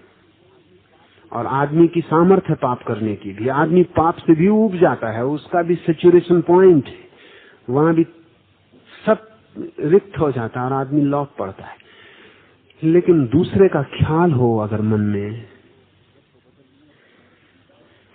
तो रद्दो बदल का डर है, वो आपका सोया हुआ मन कुछ कर सकता। इसलिए प्रायश्चित है स्वयं के समक्ष, इसका दूसरे से कोई, चाहे आदमी के लिए ना भी हो, लेकिन जब एक ईसाई फकीर एकांत में भी कह रहा है कि हे प्रभु मेरे पाप हैं ये, तो दूसरा मौजूद है, दी अदर इज प्रेजेंट। वो परमात्मा ही सही, लेकिन दूसरी की मौजूदगी है। महावीर कहते हैं कोई परमात्मा नहीं है जिसके समक्ष तुम प्रकट कर रहे हो, तुम ही हो। महावीर ने व्यक्ति को इतना ज्यादा स्वयं की नियति निर्णित किया है जिसका हिसाब नहीं। तुम ही हो, कोई नहीं, कोई आकाश में सुनने वाला नहीं जिससे तुम कहो कि मेरे पाप क्षमा कर देना। कोई क्षमा करेगा नहीं, कोई है नहीं। चिल्लाना मत, घोषणा से कुछ भी ना होगा, दया की भिक्षा मत मांगना। जब पूर्ण स्वीकृति होती है भीतर, तो उस पूर्ण स्वीकृति से ही रूपांतरण शुरू हो जाता है। ये बहुत कठिन मालूम पड़ेगा कि पूर्ण स्वीकृति से रूपांतरण क्यों शुरू हो जाता है। जैसे ही कोई व्यक्ति अपने को पूरा स्वीकार करता है, उसकी पुरानी इमेज, पूरी प्रतिमा खंड खंड होकर गिर जाती, राख हो जाती, और अब वो जैसा अपने को पाता है ऐसा अपने को क्षण भर भी देख नहीं सकता, बदलेगा ही।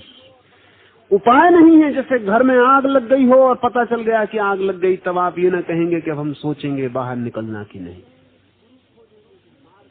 तब आप ये ना कहेंगे कि गुरु खोजेंगे कि मार्ग क्या है। तब आप ये ना कहेंगे कि पहले बाहर कुछ है भी पाने योग्य। मन में कहीं ना कहीं ख्याल बना है कि घर में कोई आग नहीं लगी, एक बार दिख जाएं लपटें चारों तरफ,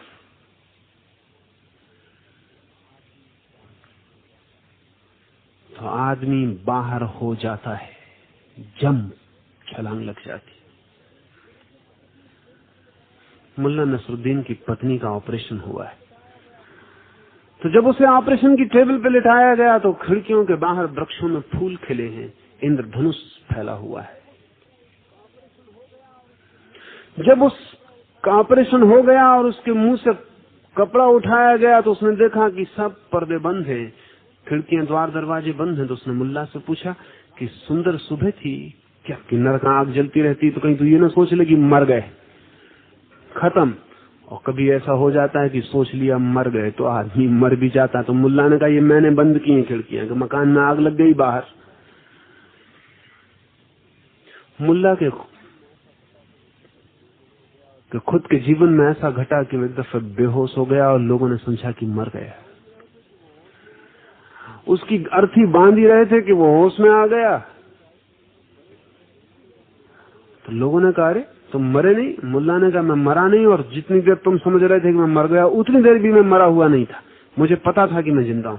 तो उन्होंने कहा तुम बिल्कुल बेहोश थे, तुम्हें पता कैसे हो सकता है, क्या तुम्हें पता था, क्या प्रमाण तुम्हारे भीतर था कि तुम जिंदा हो। उसने कहा प्रमाण दो ही जगह जाने को, तो मुझे पता था कि मैं जिंदा हूं।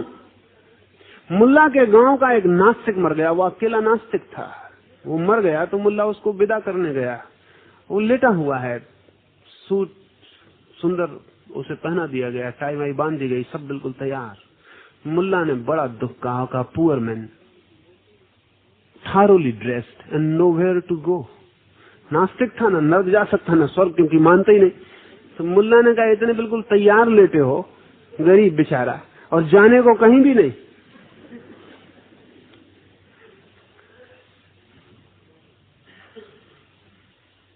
वो जो हमारे भीतर ही है, वो हमारी स्थिति है। स्वर्ग कोई स्थान नहीं है। इसलिए महावीर पहले आदमी है इस पृथ्वी पर जिन्होंने कहा कि स्वर्ग और नरक मनोदशाएं, माइंड स्टेट्स, चित्त दशाएं। मोक्ष कोई स्थान नहीं है। इसलिए महावीर ने कहा कि वो स्थान के बाहर है, बियॉन्ड स्पेस। वो कोई स्थान नहीं है, वो सिर्फ एक अवस्था है। लेकिन जहां हम खड़े हैं वो नरक है। इस नरक की प्रतीति जितनी स्पष्ट हो जाए उतने आप प्रायश्चित्त में उतरे, और जितनी प्रगाढ़ इंटेंस हो जाए कि आग जलने लगे, आपके चारों तरफ छलांग लग जाएगी और रूपांतरण शुरू हो जाए। वो छलांग के पातर तप में कोई प्रवेश नहीं है, वो द्वार है। आज इतना ही, रुकें 5 मिनट, कीर्तन करें।